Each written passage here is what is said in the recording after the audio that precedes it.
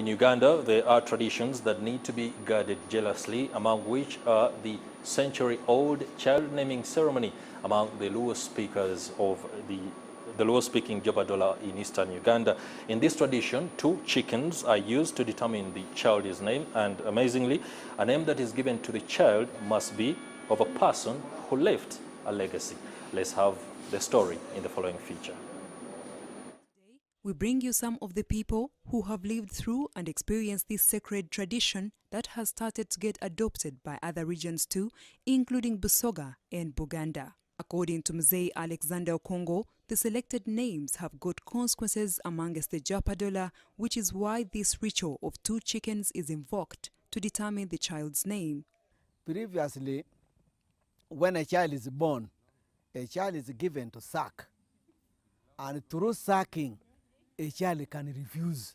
A child refuses, and by refusing with a child, when a child refuses, remain crying very terribly. Now what you do is say, now as this child is crying very terribly, let us give a name. Then they pretend giving a certain name, and if the child is still refusing, they take 2 names. And with the 2 chickens, they will name, said, here I give you the name Okongo, here I give you the name Opendi. Then they threw that chicken up. Wami owini nyatme wami to nyinge go udonga chiel. Joshua Owendo Iriezal Olowo. Joshua.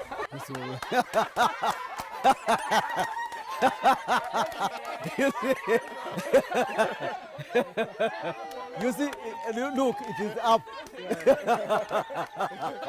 The chicken that gives the child a name has to then be reared with care until the child gets to a certain age. When the child has grown up to the extent of picking something to eat, that chicken is slaughtered. And when it's slaughtered, a certain meat of a cow is also bought, because you cannot kill a cow for the child. Now, after that, we will eat, and they have also pounded in sim. There, all the people, when they sit, they have malwa. They keep sucking certain malwa. And when they do that, they are happy because their children, a child has got a new name, and the child is also happy. The child has eaten with them. And when all that thing comes down, or comes up properly, it means the other clan has done good and perfect thing. When the child eventually gets to the preferred age, it is then that the ceremony is officially concluded with feasting, drinking and celebrating, and the chicken by which a name is selected is roasted and eaten at the feast as well. So in that celebration, they bring in the millet bread without any cassava, without mixing. Then they bring in sim, pounded sim. They don't put salt on the chicken. In fact, all those sauces, they don't put salt. They just eat like that.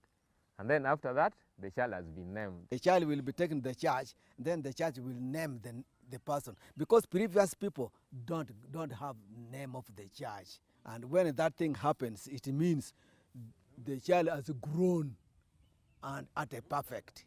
We have reached the position of well-being a child and welcoming another one from the stomach of the mother. And that is what is done.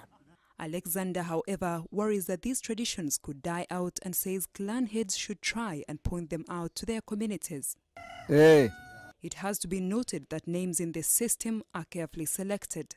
They name you according to your record.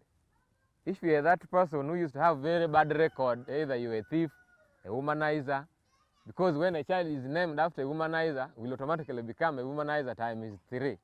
When a child is named after the other murderer, will become murderer. So they choose that name, which was good. When you had good character on earth, is when they name you. And long ago, they don't name you when you're still alive.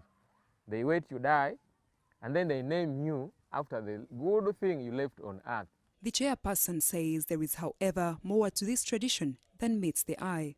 According to the culture, this woman, the mother to the child, don't sit near to the grandfather of the child. It is indiscipline. So you have to sit far away from your father-in-law, so that you stay away. You don't sit near. That's what we do. And you eat there with your fellow women, while the other old people also eat separately in celebration of the new child. This feature story was compiled by Bambala Zabwe Semakula for the news in Tororo District.